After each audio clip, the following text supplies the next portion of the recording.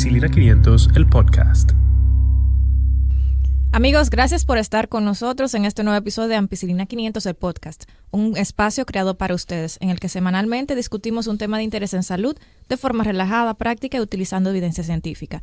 Puedes encontrarnos en Instagram, Twitter y Facebook como @ampicilina500 y nuestra página web www.ampicilina500.com. Este podcast se transmite por las plataformas más importantes. Estamos en Apple Podcasts, en Google Podcasts, Spotify, Evox y Podbean. Hoy tendremos un episodio un poquito atípico, pero bien interesante, porque hoy no hablaremos de una enfermedad, medicamento, producto específico, sino que discutiremos sobre política. Sí, así como usted o yo, política, pero no nos iremos al debate de quién debe ocupar la silla presidencial, de si se debe haber o no reelección, si las primarias deben ser abiertas o cerradas, no.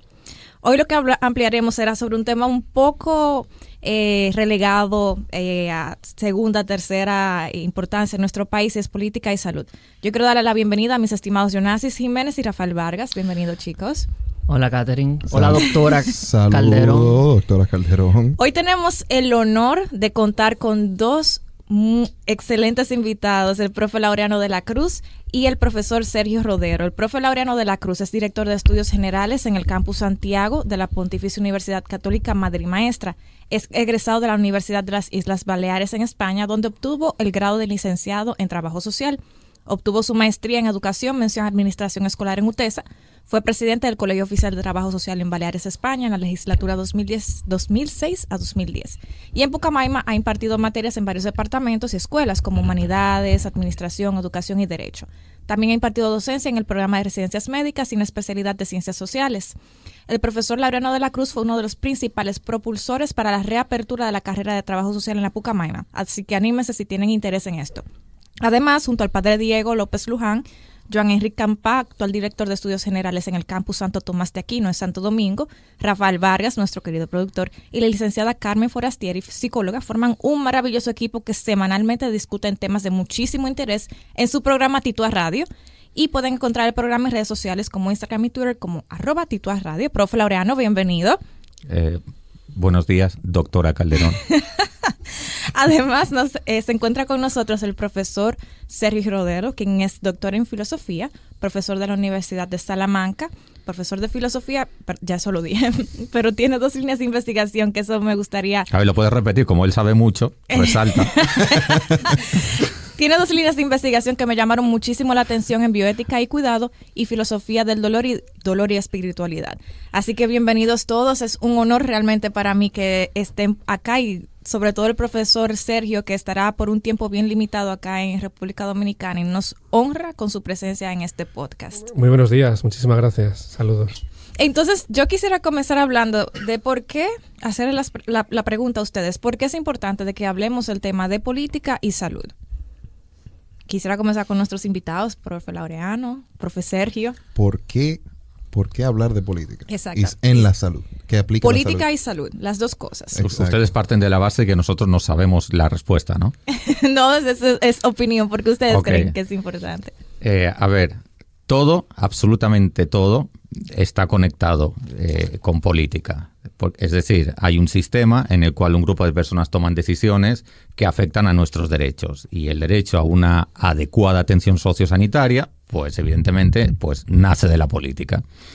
Y afecta la vida particular de las personas. Es decir, qué servicios podemos obtener, bajo qué precios, qué costos, qué beneficios, por cuánto tiempo, etc. Y entonces, en el mundo hay variedad de sistemas. Después, si quieren, podemos entrar en cuáles son los modelos puros teóricos para la preservación y el ejercicio de esos derechos y cómo en la realidad han tomado cuerpo y se han desarrollado. Pero, en fin, me imagino que ese será el tema de esta tertulia, para no extenderme demasiado. Entonces, lo importante es que todo tiene un efecto causal, digamos, causal. Exacto. Nada es casualidad, nada es producto del azar. Entonces, todas las políticas nos afectan a nivel de salud. Como que las decisiones que toman para llevar esas políticas nos van a afectar directamente. Sí, pero no solamente las políticas de salud. Me explico.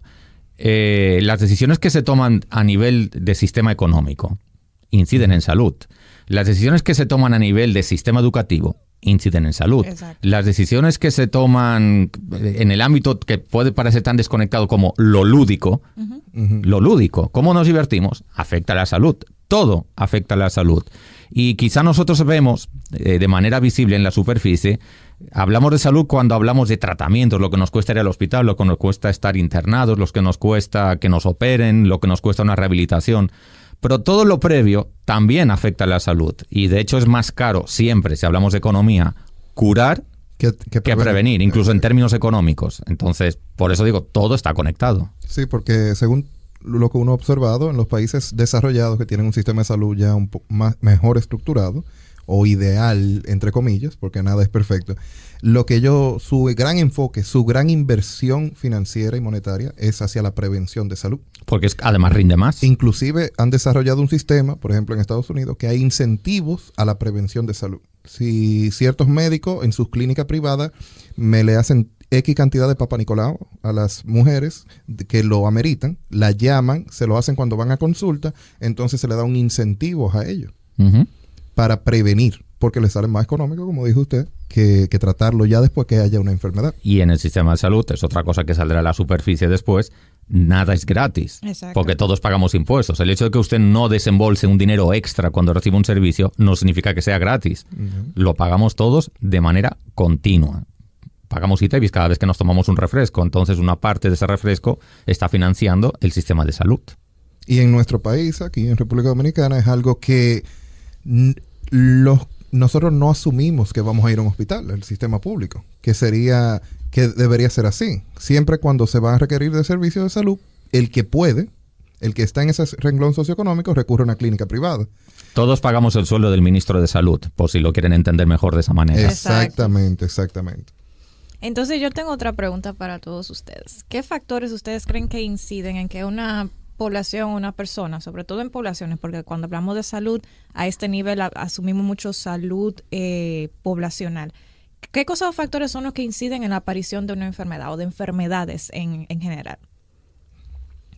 Por ejemplo, Rafa, dime tú. Incidencia de aparición, bueno, por ejemplo, la ñáñara. ¿Por qué la gente se enferma? ¿Por qué la gente se enferma? Porque Disculpa la ignorancia, ¿qué es la...? Verdad, sí, tengo que aplicar el concepto de ñáñara. Rafa, ¿qué es una ñáñara? Una ñáñara. ¿Qué pasa? Soy el único que no lo sabe. Según el argot... Es una dermatosis en términos médicos. Exacto, es una ok. dermatosis. Aquí le decimos ñáñara. Lleva a ese muchacho a dermatología porque tiene una ñáñara. Cualquier cosa en la piel se llama ñáñara. Úntale una crema a ese muchacho. O sea, el dermatólogo es un ñañarólogo, También. para estar claro. Perfectamente. Ok. Entonces te explicaba. ¿Por qué la gente se enferma entonces? ¿Porque salen ñáñara? ¿Porque hay golondrinos? Porque están expuestos están en un ambiente vulnerable a cierto tipo de enfermedades. Por ejemplo, vivir al lado de una cañada puede ser propenso a que te pique un mosquito que porta el dengue. Ok, y entonces la gente... Mira, yo estoy hablando como un médico. Yo no soy médico aquí, señores. Yo no soy... Se te ha pegado. Se me ha pegado, tú ves. El que anda con coja al año coja. ¿Cuántos programas de Ampicilina 500 has tenido que participar para saber eso? Varios. Entonces ya yo estoy hablando como el doctor Jiménez. Sí, como él se pone así muy científico él. Muy científico él. Gracias. Sí. Entonces yo te estoy explicando, ¿sabes? Eso es lo que yo sé, por los medios de comunicación. Pero, o sea, exponerse a determinado tipo de ambiente. Menos mal que esto es podcast y la gente no ve las caras porque Debería. de aquí. Debería. En algún momento pasar. Vamos a poner camarita aquí. Pero sí, efectivamente, como dice Rafa, tiene que haber un vector, tiene que haber una fuente de la infección. Ahora, ¿qué sucede? Nuestro invitado, el profesor Laureano, lo mencionó antes. El donde goza la persona también influye. No es lo mismo aquella persona que sale para la playa, se baña en una playa, tiene el poder, porque el poder adquisitivo de la persona influye en su salud. Totalmente. No es lo mismo que tiene un vehículo privado, se dirige desde su casa, en su seguridad de su vehículo, y va a una playa algo exclusiva, no una playa de las más públicas, no contaminada, tiene el derecho a elegir. Muchas personas, nosotros mismos en algún momento, hemos tenido esa potestad. Y vamos y decimos, no, yo quiero ir a Playa Grande, a esa playa, yo quiero ir a Playa Rincón, y lo hacen. Ahora hay otras personas que el balneario de ellos también tienen su Semana Santa, tienen sus vacaciones, y lo que deciden y lo que pueden es un canal de riego. En el interior se utiliza muchísimo. En un canal de riego siempre hay casos de ahogamiento, porque los canales de riego tienen un sedimento abajo y los jóvenes se entran y se quedan atascados. También el que se baña en los ríos que pasan por dentro de la ciudad, que todos sabemos que están contaminados porque son de desechos, son vertederos de desechos. Hombre, todos no lo sabemos, si no, no se bañarían. Bueno, yo creo que es una ignorancia Selectiva. selectiva, exacto. ¿Sabe? Ellos dominan el concepto de que no es limpio, pero es lo que tienen. Entonces, hay un punto donde se negocia. Sí, voy a arriesgarme porque no voy a tener tan mala suerte de quedarme yo atrapado en la cañada. Pero Juan se bañó ahí ayer y está bien. Papi se crió ahí bañándose ahí y está bien. Entonces, uno como médico, ¿cómo tú le discutes? Tú le dices, bueno, pero yo no lo haría. Pero eso es lo que yo tengo. Entonces, volviendo a lo que decía Rafa de los mosquitos, donde la persona se recrea, donde la persona vive, también conlleva a ciertas enfermedades. Y por eso, a nivel mundial, hay enfermedades que son más predominantes en ciertas regiones que en otras. Éticamente o moralmente, según ustedes, nuestros invitados aquí hoy, ¿cuál es la intervención que debería ser estándar, como mínimo? ¿Qué necesita un país, un sistema de salud para desarrollar un ambiente de menor riesgo?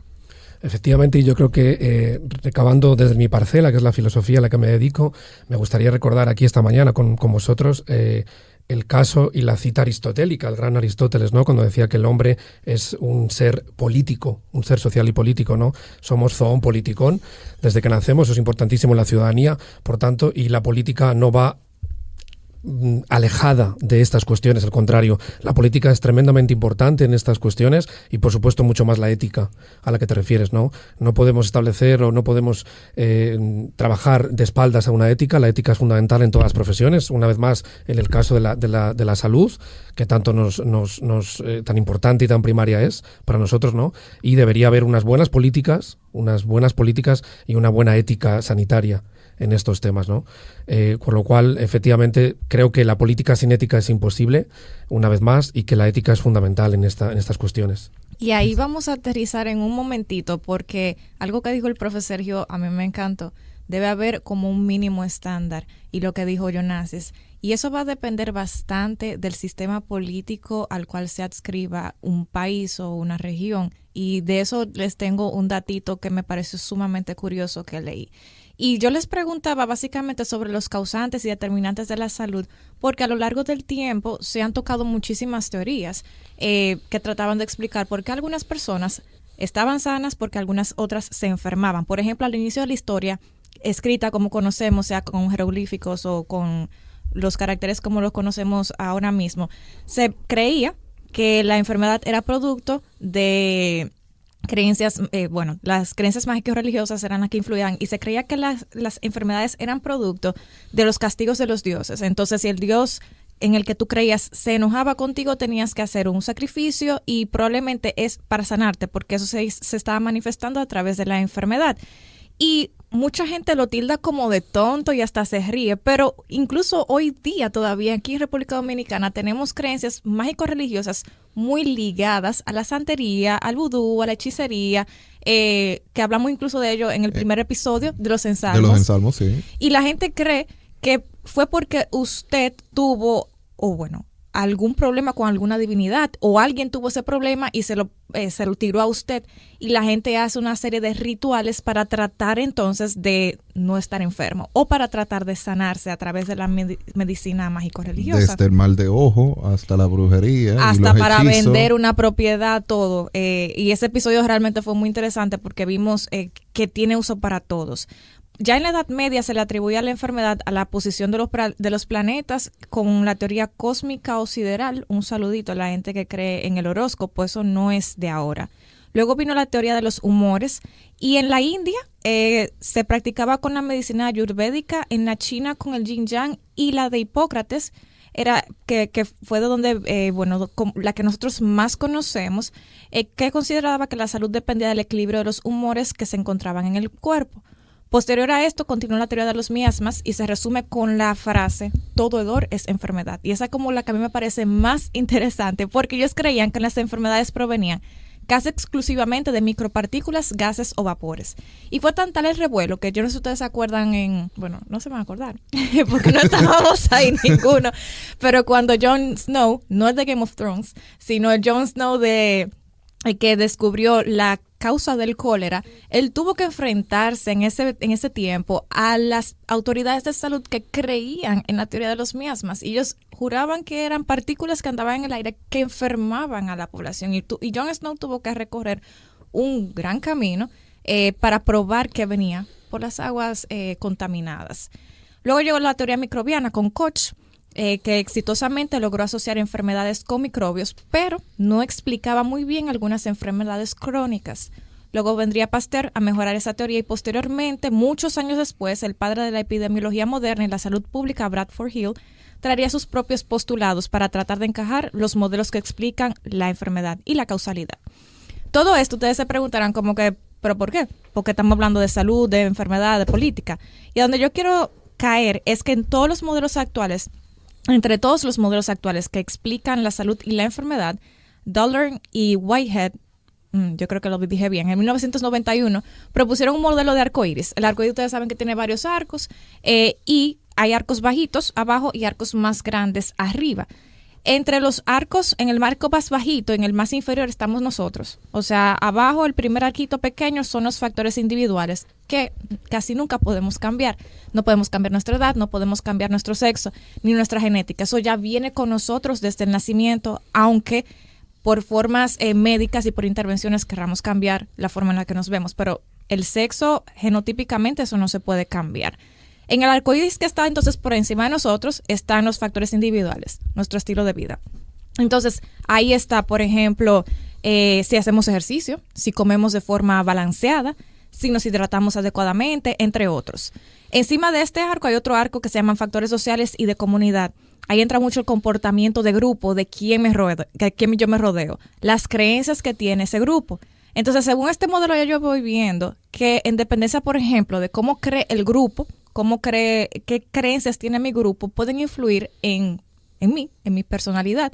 Y eso a su vez puede influir en mis propios factores intrínsecos. Por ejemplo, si el grupo con el que yo me rodeo toma mucho alcohol, fuma, no come de forma saludable, tiende a aumenta de peso por su estilo de vida. Es más sedentario. Exacto, es más sedentario. Uh-huh. Ese es un comportamiento grupal que está afectando probablemente cómo usted se comporte, porque quizás usted puesto en otro grupo actúe diferente, pero el grupo incide bastante en cómo usted se comporta. Entonces, ese comportamiento de grupo puede afectar cualidades propias de su biología, porque si usted tiene una alta influencia genética a desarrollar obesidad, pero no se cuida con su estilo de vida, porque por el grupo al que usted pertenece decidió no hacerlo, entonces todo eso va a chocar y va a hacer que usted se vuelva obeso y que tenga muchísimos factores de riesgo, o que desarrolle factores de riesgo que quizás en otro ambiente no lo mejoraría. Entonces, por encima de ese hay otro arquito que se llaman factores sociales, y por encima, que ahí están los factores sociales, algo muy importante. Si tengo educación, si tengo trabajo, dónde yo vivo, si mi acceso a alimentos y a servicios de salud es seguro. Y a lo que vinimos. En el último arco de arribota están las condiciones socioeconómicas, culturales y de medio ambiente, y ahí es donde entra la política, porque la política incide sobre estas determinantes, y esas determinantes a su vez pueden incidir sobre nosotros. Entonces, por eso es que es tan importante que nosotros hablemos de política. Entonces, algo que dijo Virchow, que fue un patólogo polaco que influyó muchísimo en nuestra visión actual de la enfermedad, es que la medicina es una ciencia social y política. Que la medicina es una ciencia social y la política no es más que medicina en una gran escala. Él creía que la enfermedad era producto de la inequidad social. Y alguien dijo algo que me pareció sumamente interesante. La política tiene el poder de defender o socavar la dignidad humana. Entonces, a partir de ese súper gran monólogo, gracias por su atención, yo quisiera saber entonces su opinión respecto a la política y salud en República Dominicana, y por qué la salud es un asunto de políticas públicas. ¿Quién debe decidir sobre la política de salud pública aquí en República Dominicana que estamos y también en el mundo?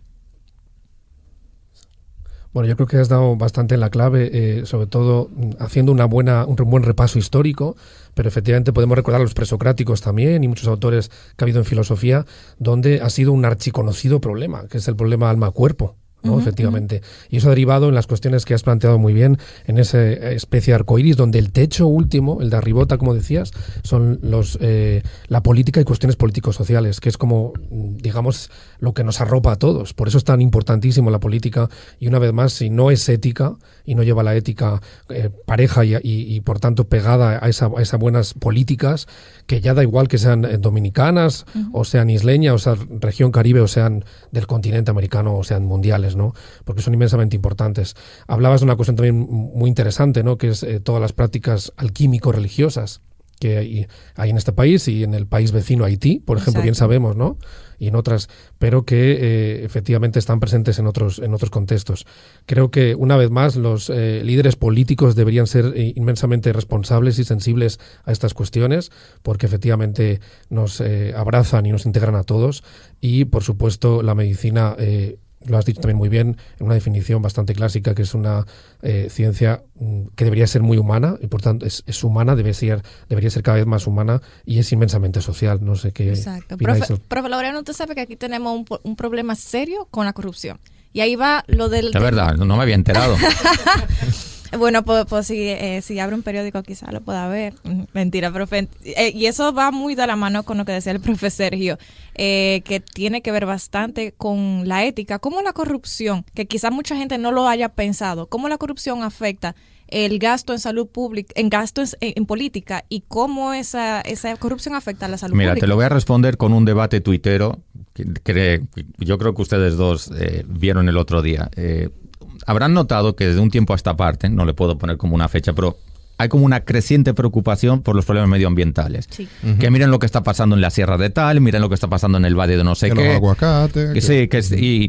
Y a ver, y yo respondí en ese debate, miren, todo esto, no podemos tener un medio ambiente sostenible, ecológico, si antes no acabamos con la impunidad y la corrupción. Porque todo... Hoy porque estamos hablando de salud, pero es que todo literalmente está conectado. Me pongo ahora en la piel de esa persona que va al médico y el médico le da un boche y le dice, es que usted no se está tomando la medicación. Amigo, paréntesis, esa medicación cuesta un dinero que el paciente no tiene. Y entonces es muy fácil decir, es que el paciente no está haciendo tal cosa. En el año 2002-2003 se implementó el sistema de seguridad social en República Dominicana. Ya hemos descubierto, prácticamente 2 décadas después, que el sistema tiene importantes fallas, importantes agujeros. En las coberturas, en la extensión de las coberturas, en qué procedimientos se aprueban, cuáles no, y sobre todo, algo muy del lado oscuro de la fuerza. ¿Quién aprueba los procedimientos? Alguien que no es médico y le dice a un especialista qué puede cubrir el seguro y qué no puede cubrir el seguro. Amigo, y alguien que no se suscribe a esos lineamientos de los seguros, porque ningún político que aprueba un sistema de salud lo utiliza. De salud pública, ¿no? Claro. De salud pública no, o sea, evidentemente. Privada, y si es en el extranjero. Hombre, la dermatitis de Danilo, perdón, ¿cómo era? La ñañara que tenía Danilo en la cara. Eso fue en Miami. Entonces, ¿qué mensaje le estás dando a la población? Que no confía en la salud de tu país. No confía en los médicos, no confía en el sistema, de cómo se están preparando. No confía en el sistema que tú diriges. Y voy a poner esto en la mesa, porque va siendo hora de que se hable de esto. Hay una creciente presión para que la gente no hable de nada. Exactamente, una hipersensibilidad. Sí, o sea, ahora resulta que nuestros políticos tienen la epidermis de porcelana china, que con nada se rompen 1000 pedazos. O sea, que encima yo tengo que dejar que me quiten los impuestos que me están quitando, porque son quitados, no voy yo a pagarlos, ya me los descuentan directamente vía recursos humanos. Claro. Tengo que presenciar la vida que ellos se dan y encima no lo puedo decir. O sea, no me puedo desahogar porque no, es que la población es desagradecida, o te clavan una demanda, o sale un macho cabrío y te dice, ven, cara a cara, enfréntate conmigo. Digo, amigo, ¿esto es un país o es un solar? Porque a veces como que se presta a confusión. Y no es que me haya desviado del tema, retomando lo que dice la doctora Calderón, avísame cuando pueda llamarte Catherine. Profe. Ya puedo. Desde que comenzó el programa. Gracias. Lo que quiero decir con esto es que todo está conectado. Y si queremos hacer análisis más o menos realistas de lo que está pasando en el país, siempre tenemos que intentar ponernos el prisma o los lentes del holismo. El enfoque holístico de las cosas siempre nos da la pista adecuada de por dónde van los tiros. Si entendemos el sistema de salud como una parte del país, no vamos a acertar. Está conectado con la economía, con la corrupción, con la ética, con la política. Está conectado con todo. Una última medida que Sergio, que me acompaña, podrá explicar mejor que yo y corroborar. Fruto de los continuos estudios que se hacen a nivel de salud, en este caso en España, se implementó una medida en el sistema educativo que es que se prohibió vender bollería industrial en los centros educativos. Esas famosas máquinas que acaban de instalar por aquí no podrían, en un centro educativo menores, me refiero, no en las universidades. Explicando de bollería o bizcochitos. Es decir, bizcochitos, panes, galletas, dulces, etcétera. Esas máquinas solamente pueden dar frutas, yogures y cosas de ese tipo. ¿Por qué? Porque ya han visto que eso tiene un costo a nivel de salud. Claro. O sea, el niño que está comiendo eso hoy es el obeso de mañana, de dentro de 5 horas. Y eso tiene un costo importantísimo a nivel de seguridad social y de impuestos. Es que está todo conectado. Pero entonces ahí cabe la discusión y es solo en tertulia. Ahí sí, en tertulia, ahora que nadie escucha. El que está comprando tiene derecho de autonomía. Él pudiera elegir lo que él quisiera. Sí, pero es un niño, estamos hablando de eso niños. Eso es, solo se aplica en menores, en colegios. Sí, hablar de la autonomía de los niños, te estás metiendo en un semáforo. Diego, ven. No, porque Profe Diego. Es para que el profesor Diego se motive también a participar. Él viene. No, invítenlo a la Ampicilina 500, quiero verlo en acción. Yo entiendo el concepto y entiendo el porqué. Si le retiramos las opciones de alimentos de alto contenido graso y poco aporte nutricional, entonces... A ver, no es prohibirlos a nivel país. No, sino... Es que no se puedan vender dentro del centro educativo. Pero viéndolo no desde el punto legal, sino desde el punto de vista de opciones, lo que están es retirándole la opción. Si no lo pueden vender en el centro educativo, el niño no puede comprarlo. Claro. Ahora... Por lo menos disminuye la posibilidad de consumo. En nuestro país, yo entiendo, como persona que anda en campus universitario y también en público, aquí hay pocos lugares de recreo y los lugares que hay, todo, cuando uno va a socializar, siempre conlleva un comportamiento un poco, por lo general, no sano. No va de acuerdo a la salud, porque el dominicano en un podcast lo dijimos que se junta a tomar. Pero a comer. Qué bueno que mencionas eso, disculpa que te interrumpa. Es que el derecho a opciones culturales y diversión también se conectan con la salud, porque yo a veces entiendo esta parte, digo, si a ti no te dan ninguna opción, tú no estás cerca de una playa, tú no tienes museos, tú no tienes centros recreativos, tú no tienes nada, lo único que tienes son bares. Entonces, amigo, ¿qué crees que va a pasar con la población? ¿Vas a tomar? La gente no se va a quedar encerrada en su casa 24/7 viendo Netflix. No, porque es que ni siquiera es sano psicológicamente. Entonces a veces sacrificas la salud corporal por la salud mental. Es que hay una conexión también entre ambas. No, exacto. Y también tiene que ver con la educación. Si el joven en la escuela no le enseñan a consumir, a que puede recrearse sin tener que consumir alcohol, sin tener que fumar. Claro. Que puede recurrir a alimentos saludables. Hábitos sanos. A hábitos sanos, que podemos juntarnos. Nosotros podemos juntarnos a caminar. Juntémonos en el Parque Central. Vamos a darle una vuelta, ahí conversamos, hablamos y nos sentamos un rato. Eso yo veo que está creciendo.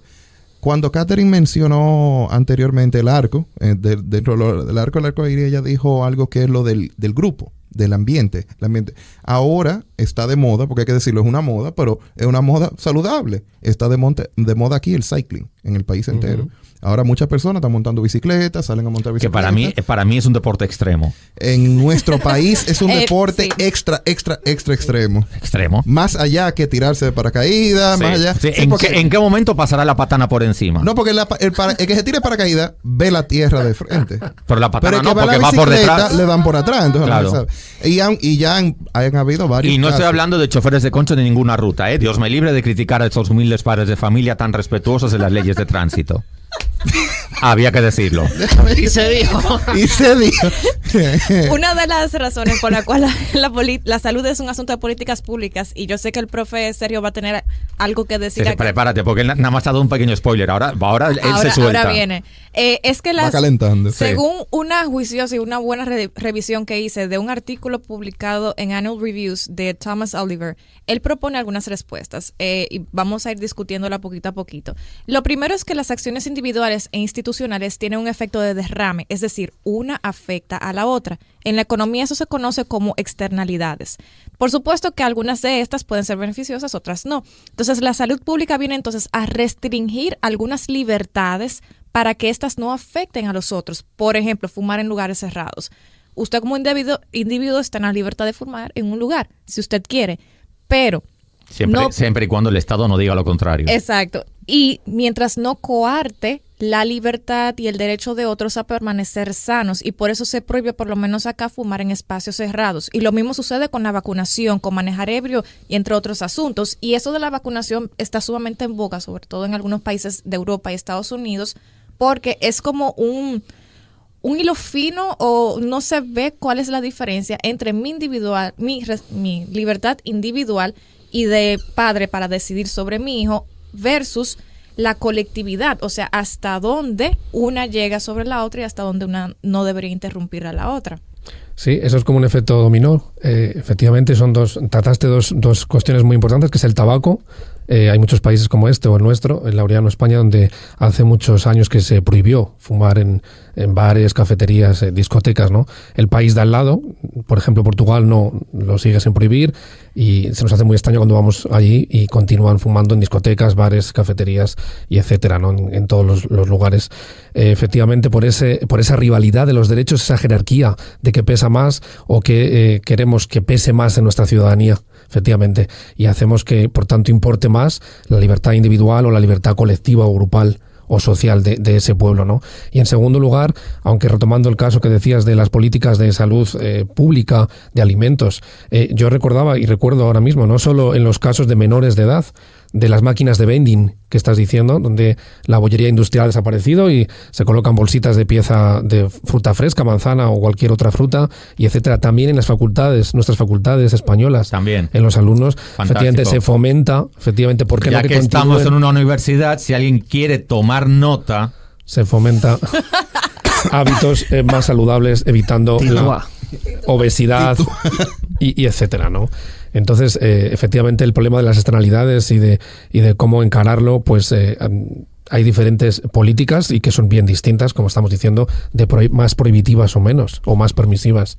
¿Y cuál es su opinión? O sea, ¿qué debería primar? Debería primar, y eso, o sea, yo estoy consciente de que va a ser probablemente su opinión, pero yo creo que aquí discutamos un poquito sobre qué debería primar, si el derecho colectivo, las libertades colectivas o la libertad individual, porque bajo la premisa de la libertad individual es que están sucediendo los brotes de sarampión, por ejemplo, en Nueva York, que hay estados un poco más laxos donde por asunto personal, ni siquiera religioso, que en asunto de conciencia, como le llaman. Exactamente, de conciencia, los padres pueden optar por no vacunar a los niños. Pero entonces eso me deja en riesgo a las personas que de verdad no se pueden vacunar. Exactamente. A las mujeres embarazadas que no se pueden vacunar en algunos casos con algunos tipos de vacuna, a personas inmunodeprimidas, a personas Catherine, ancianas. ¿me dejas agregarle un ingrediente Claro a este debate que ustedes tienen? Es un ejercicio que yo a veces hago con mis estudiantes de sociología integral, cuando puedo dar esa asignatura. Un poco de spoiler de lo que después hace Diego en su clase de bioética. Debería costar igual. Después debería costar igual. Atención a la pregunta, porque ya que tenemos como esta variedad en la mesa, ¿debería costar igual la cobertura de un seguro médico de un fumador que de un no fumador? Interesante. En algunos países realmente, si usted tiene algunas comorbilidades, y eso es como un tema con los seguros. Es decir, es hacerse corresponsable de tu propia salud. Exacto. Uh-huh. Porque me parece injusto que yo tenga que pagar lo mismo habiendo llevado una vida sana, que tener que pagar por el mismo tratamiento lo mismo, habiendo yo llevado una vida desastrosa. Incluso claro. Eso lleva a un debate muy interesante, porque hay comorbilidades, perdón profesor, yo que lo interrumpa, de la cual uno no tiene la culpa, por decirlo así. Exacto. Enfermedades crónicas. Entonces, si te dio un infarto siendo joven porque tú tienes una susceptibilidad genética, tú vas a tener también que pagar lo mismo. Hay predisposiciones. Entonces, claro. Me encantaría escuchar la opinión del profesor Sergio a este respecto, porque estos temas él éticos son... Lo que dices es muy importante porque es pagar la irresponsabilidad del otro. Claro. Es decir, tú tuviste una vida muy insana, utilizaste todos y más métodos insanos y ahora yo pago igual ese precio, ¿no? Por tu mala salud, por tu mala responsabilidad, a sabiendas de, ¿no? Efectivamente. Y lo que dices también es inmensamente interesante porque ahí está la clave. Si salvaguardamos los derechos individuales o, en este caso, vacunamos a la población. Y yo mismo he sido vacunado ahora para venir a este país. Me gané 4 o 5 vacunas.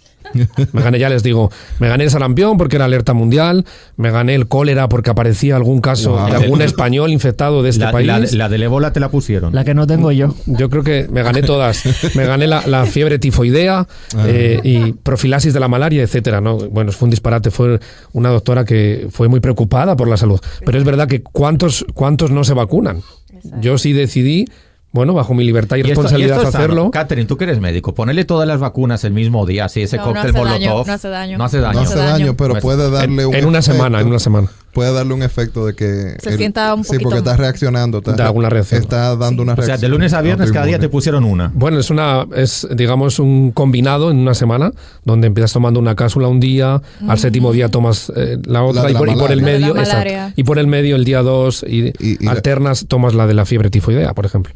Y vas alternando, ¿no?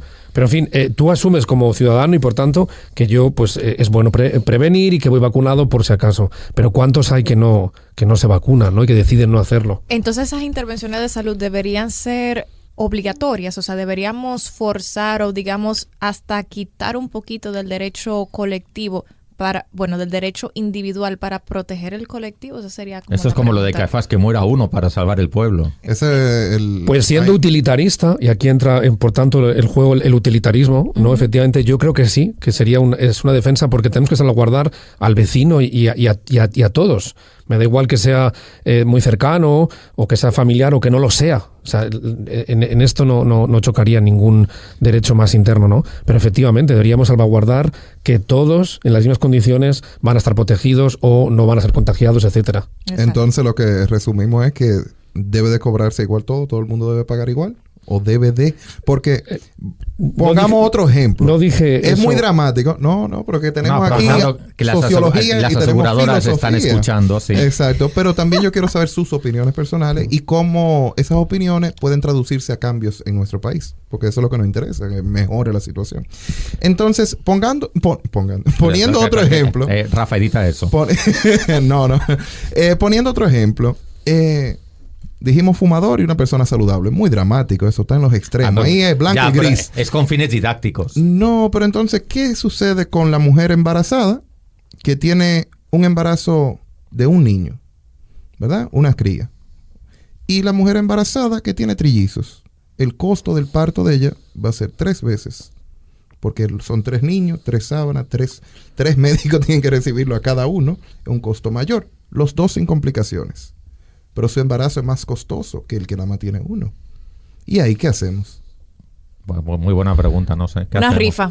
Entre la familia, la comunidad, un eso es lo que hacen pamper. Aquí comienzan a salir en televisión. Bueno, el señor presidente que nos ayude porque era no planificado y ahora tenemos 3 muchachos. Que no tengo trabajo, cooperen. yo esto. Eso lo vemos. Pero desde el punto de vista de salud, de reglas de salud. GoFundMe. No, me interesa de verdad. Yo creo que ahí efectivamente no tenemos que hablar de un determinismo, eso no está determinado y nadie es culpable efectivamente de que eso es. Entonces, quiero decir, yo creo que eso sí que debería cubrirse naturalmente, sin ningún lugar a dudas, Okay. Pero sin tenérselo que pedir al presidente. como otro tipo de de cuestiones sanitarias o de enfermedades que son, digamos, naturalmente pasan y de Entonces, hecho, Es que un embarazo no es una enfermedad. Pero que el problema, pero es una decisión. incluyendo algunas, incluyendo algunas. En mayoría de casos es una decisión. Incluyendo. Entonces, eso es lo que... Porque este tipo de discusiones no podemos durar el día entero. Tú la tenías guardada. No. Tú la tenías guardada. Yo creo que sí. Se me ocurre. Pero de todas maneras, déjeme recordarle el caso, y yo lo abordo en la asignatura de bioética, ¿no? El caso de Estados Unidos, cuando saben que este año pasado, hace muy poquito, ya metió en sus leyes, en algunos estados, pues que retirar, digamos, a los gordos o los obesos la cobertura de muchas operaciones. porque es muy costoso y porque, Y bueno, pues mucha que vayan a la privada, ¿no? Y por tanto es una complicación y tiene un coste más elevado que una persona flaquita o que se cuida. Entonces, esto está pasando en países como Estados Unidos. Yo me imagino en muchos que, estados. supongo que... reglado por normativa. Para que vean que todo se conecta. Supongo que la cadena de McDonald's protestó. Imagínate. Dunkin' Donuts, Kentucky. Exacto. Aunque el problema de la ¿Cuántas? salud, el problema, Yo supongo que se habrán unido. ¿Cuántas de fast food y de comida basura? el problema de la salud es que es un problema de después. Exacto. Eso, McDonald's no le preocupa ahora. El que consume McDonald's Hombre, no eso está es. pensando en que le Si van a tú quitar le el pagas seguro. la hamburguesa puntual, no hay problema. No hay problema. Pero entonces, volviendo otra vez a lo que quería llegar cuando puse el caso del embarazo, es que si tenemos que excluir o tenemos que cobrarle a alguien más por ciertas comorbilidades, hay que trazar una raya. Y esa raya, ¿quién la traza? ¿Quién tiene la moral, Mira, antes de que nos la vayamos... ética y la capacidad de trazar esa raya de que tú vas a pagar más? A partir de tanto, tú vas a pagar más. Cuando, a nivel de medicina, todos los años reformulamos las guías. Si entendemos, espera un segundito, Ok, si ok. entendemos al Estado como un árbitro Ujú. que hace de árbitro entre un conjunto de derechos individuales, que esa puede ser una de las visiones, supongo que hay más, tenemos un muy mal árbitro. Habría que cambiar reglamento y cancha. Sí. No, eso sí. No, lo digo por lo que tú estás planteando ahora. Si lo planteamos de otra manera, como lo de los derechos colectivos y demás, también habría que cambiar de cancha y de árbitro, pero el panorama es otro. O sea, lo digo porque el principio de este debate, de esa tertulia, era como qué modelo queremos, conectándolo de política y salud, salud. ¿qué modelo puro queremos? Y nos estamos olvidando de algo, depende del contexto y de los actores Por y de la supuesto. actitud que podamos tener. Porque un modelo puro me puede resultar atractivo, pero cuando conozco a quienes ejercen ese modelo, no me gusta. ¿Se Exacto, entiende? sí, Es sí. que No, y es que eso es impensable, porque ahí efectivamente es la frontera entre la ética y el derecho. Ujú. O sea, no puede ser un límite insoldable, sino que es yo lo explico siempre con mis alumnos, es como una orilla que dibuja una marea de un río o tal. No es por aquí solo sí. Digamos, esto, por supuesto, incluye el componente ético y humanitario. O sea, no siempre es 2 más 2. Entonces, toda regla tiene una excepción.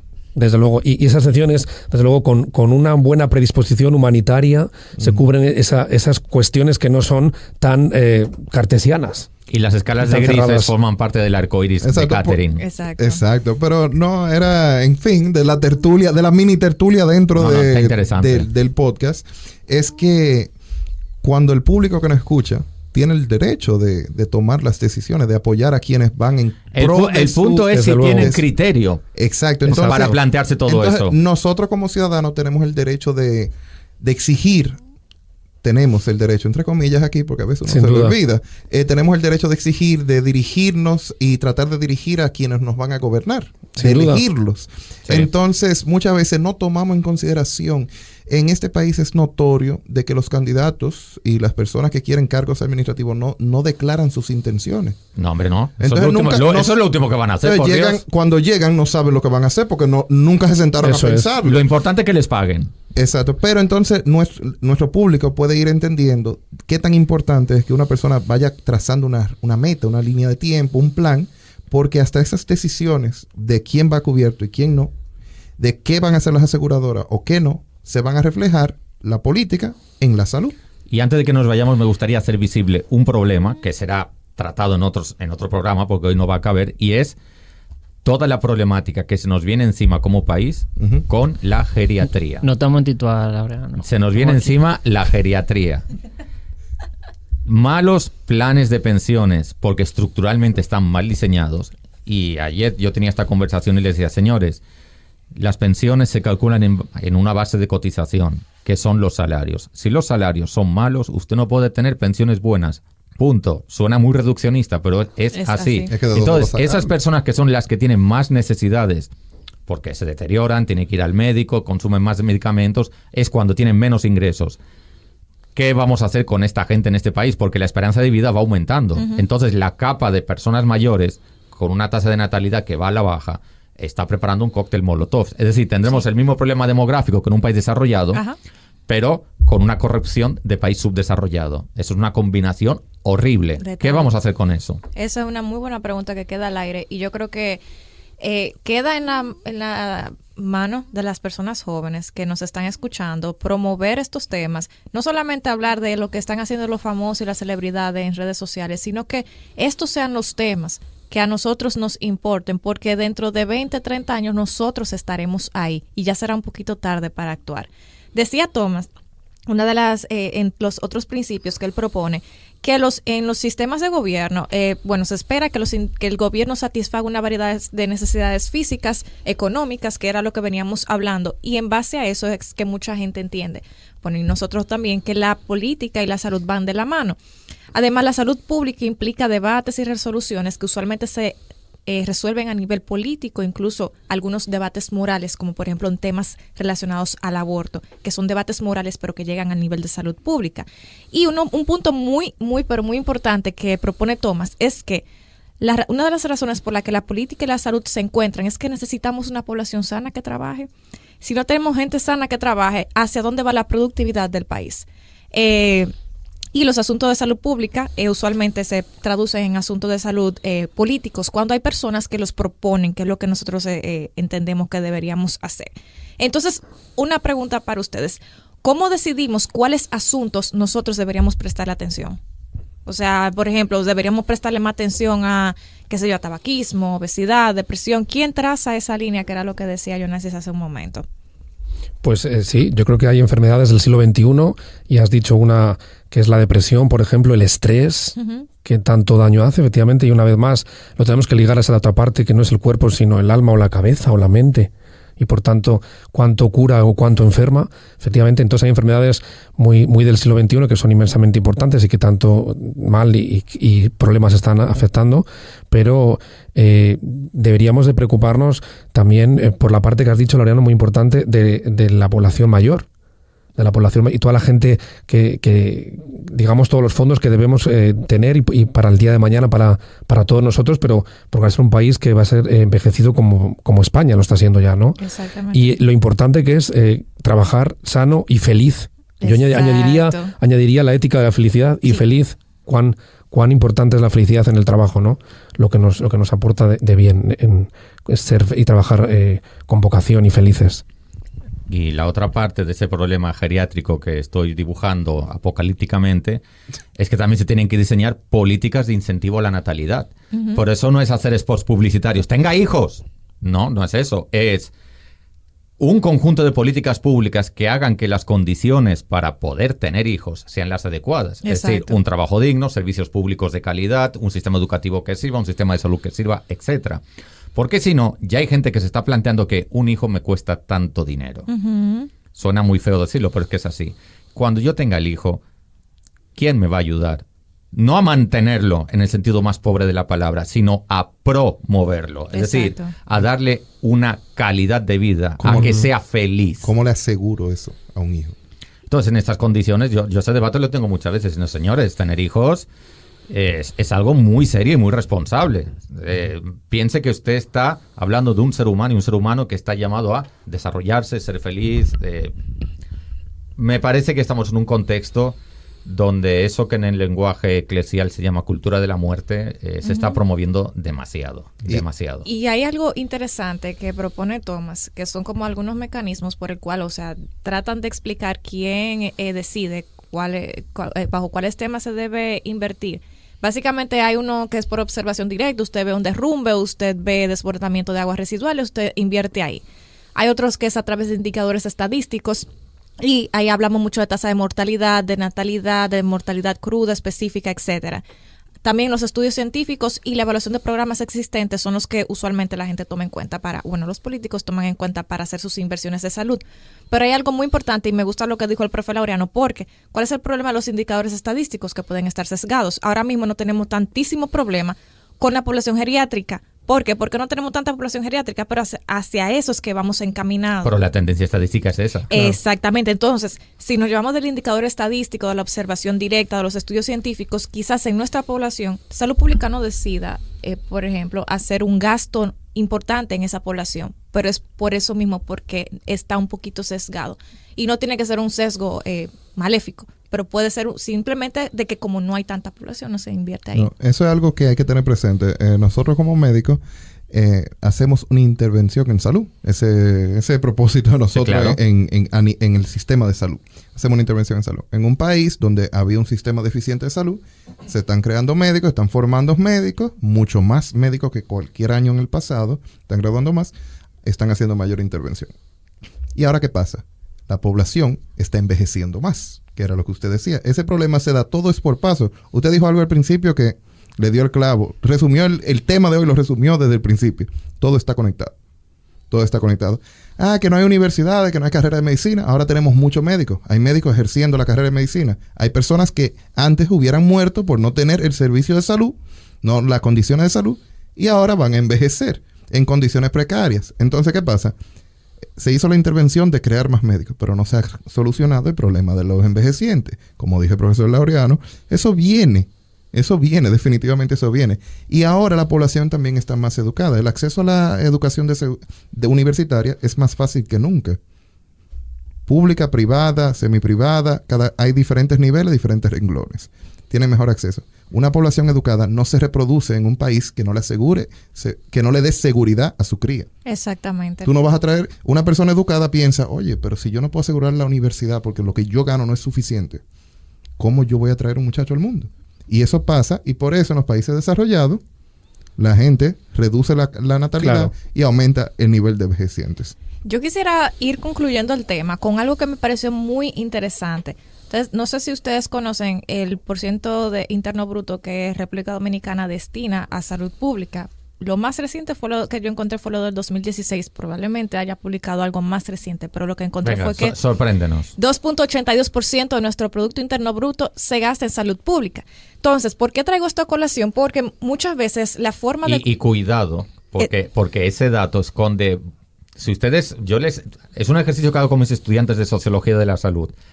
Revisen cada partida presupuestaria de la cartera de salud, porque van a encontrar cosas tan interesantes como la publicidad del Ministerio de Claro. Salud, Exacto. donde se esconde una parte de ese porcentaje, o los patrocinios, Claro, sponsor. el o secretario. pagos de servicios que no llevan apellido, que dice, bueno, pero esto ¿qué servicio de qué? O la ¿Qué nómina, que son de acceso público ahora. Las Qué nóminas. susto, pensaba que te refieres a la novia de alguien. No, la nómina de las La nómina, de las perdón. oficinas No te había públicas. entendido. De las oficinas ¿Qué estaría públicas. pensando yo? Están en cada página Sí. de salud pública, un dato para los oyentes, en cada página del Estado hay una sección que se llama transparencia. Que no es nada transparente, pero le llaman así. En esa sección de transparencia aparece la nómina, con los nombres y número de cédula de todos sus empleados. Fantástico. Yo no lo conozco, pero a veces uno no encuentra qué hacer y le da como clic por curiosidad. Uno le da clic y es bueno, ¿tú sabes por qué? Porque ahí tú encuentras Te entretiene. que hay un supervisor. En la de salud pública hay supervisores, hay asistente técnico de supervisor, secretaria del supervisor. Hay Secretaria del asistente. Ajá, Asesora del asistente exactamente. del supervisor. chofer, limpieza, etcétera, etcétera. Entonces uno ve Tú revisas y toda esa gente está en su casa. No. Yo nunca he llegado al más allá de saber qué hace. Yo lo que encuentro, Yo sí. yo lo que encuentro es Rafa. que hay muchos cargos de Investigación muchas periodística. cosas y todavía hay muchas carencias. Y hay Claro tantas que sí. carencias. Y hay una disimilitud de sueldos, porque hay unos sueldos que están en los sueldos son todos los extremos. Somos unos ingratos que no sabemos entender el trabajo desprendido que hacen desde el Ministerio de Salud. Los sueldos son todos en los extremos. O son 6 cifras o son 5 cifras. 6 cifras, pero con... O 4 cifras. ¿Punto con los 2 decimales o estás diciendo los decimales? Cientos y pico. Exacto. Y 300,000, etcétera, etcétera. ¿Con y, quién, también, con quién hay que hablar para poder y también 8,000, 7,000 Yo quiero pesos, también. 7,500, 3,500 pesos. trabajar allá? Sin embargo, los hospitales siempre están sucios. Yo no entiendo. Y hay tanta gente nombrado de limpieza. Exacto. Y yo creo que ahí influye muchísimo lo de la forma de gobierno que veníamos hablando y el estilo del gobierno. Escuchen esto, Navarro y sus colaboradores en un artículo publicado en la revista Public Health del prestigioso grupo The Lancet, analizaron un grupo de países ricos que son parte de la Organización para la Cooperación Económica y el Desarrollo, OECD, dentro de los cuales se encuentra Estados Unidos, Canadá y varios países de Europa. Ellos agruparon todos los países en 4 grupos, en dependencia de su estilo de gobierno y del estilo de su partido: socialdemocrático, cristianos democráticos o conservadores, liberales y autoritarios, conservativos o dictaduras. El análisis ellos lo hicieron entre 1950 y 2000 y encontraron que aquellos países gobernados por partidos socialdemocráticos como Suecia, Noruega, Dinamarca, Finlandia y Austria tuvieron políticas redistributivas más adecuadas, seguro universal, trataron de orientar sus políticas al cuidado de salud orientado a la familia, promovieron la inclusión de la mujer en su fuerza laboral, entre otros. Y esto, por supuesto, viene con un costo porque ellos invierten aproximadamente el 7% de su Producto Interno Bruto en programas de salud. Países como Francia, Bélgica, Países Bajos, Estados Unidos, Reino Unido, Canadá quedaron peores clasificados. Y hoy, por supuesto, España en aquel tiempo que estuvo gobernado por dictadura, Italia y Grecia quedaron en la parte más baja. Y ellos básicamente lo que concluyeron fue que esos países que tuvieron partidos con cortes socialdemocráticos tuvieron mejor gasto en salud que los partidos liberales, incluso como Estados Unidos o Canadá. Y eso a mí me parece muy interesante y nos deja, yo creo, que una lección. Y quiero que vayamos concluyendo con nuestras conclusiones finales. ¿Qué lección o qué nos podría dejar esto a República Dominicana? Vamos a comenzar por Rafa. ¿Qué deberíamos hacer? Siguiendo con eso que tú decías de los países nórdicos que son mejores que todo el mundo, también hay que evaluar qué nivel de corrupción tienen ellos. Porque a lo mejor dentro de esos indicadores el nivel de corrupción es mucho más bajito que en los otros países, por ende el sistema de salud se redistribuyen se redistribuyen la riqueza hacia, de mejor manera. Exacto. Por ende la corrupción, esa es mi curita. La curita. Hemos viajado a Tito a radio ahora. Sí, entonces, Rafa, tú dices que la corrupción juega un factor. Un factor, yo creo que siendo conservador, 85% del problema. Ok, entiendo. ¿Y usted, profesor Laureano? ¿Qué opina? Mira, mientras nuestros políticos le llamen cambiar de opinión al hecho de mentir, es imposible que el sistema de salud funcione bien. Ya, lo dejo ahí. Yo me río porque es que con una determinación, ustedes porque no lo están viendo, pero el profesor, por eso apagado el profesor no está relajando cuando emite esos juicios. Entonces, nuestro otro invitado. Sí, yo concluyendo, efectivamente diría que debemos apostar por políticas sociales y públicas y no olvidarnos que es importantísimo y que la clave está en apostar en la sanidad pública, y además quería ensalzarla. Creo que es un valor. Tenemos grandísimos médicos en República Dominicana y en todos los sistemas públicos en general, y que es una apuesta que deberíamos hacer en firme y gastar mucho más en eso, ¿no? En el sistema sanitario que cubre en definitiva a todo el pueblo de un país y tiene el acceso, por tanto, a los más desfavorecidos. No olvidemos, me encanta siempre recordar el concepto de Adela Cortina, aporofobia. Aporofobia, ¿no? Que significa del griego, traído del griego, ¿no? Que es esa aversión al pobre. Es decir, ya de por sí son pobres y todavía más peor lo tienen, más complicado los pobres. Porque lo rechazan. Exacto. Entonces, y esto es importantísimo en educación, pero lo es tanto más en sanidad, si no tienen acceso a lo más básico. Entiendo, estoy de acuerdo. Entonces yo, Catherine, para darte mi respuesta también, yo, al igual que el profesor Laureano, todo está conectado. Si no desarrollamos un sistema y lo vamos mejorando simultáneamente, la educación, la justicia, porque en nuestro país vivimos en una situación en que no importa lo que tú hagas, tú no vas a pagar por lo que tú hagas.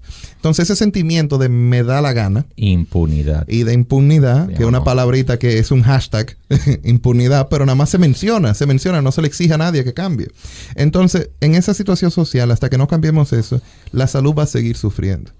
Y la salud no es yo voy al hospital. Es como decíamos anteriormente, implica dónde tú vives, a qué tú tienes acceso, a qué tú no tienes acceso en el caso de la comida y las frituras a nivel de niños y opciones saludables. Si tienes opción a salir a la calle a caminar y sentirte seguro, porque no todo el mundo tiene eso. Aquí vemos videos de atraco todos los días. Eso es, la gente lo dice, no, que el atraco, que la seguridad. ¿Y qué tiene que ver eso con mi salud? Tiene que ver, porque uno, vives estresado y ansioso. Hay personas que sufren ansiedad. Post-atraco es estrés postraumático.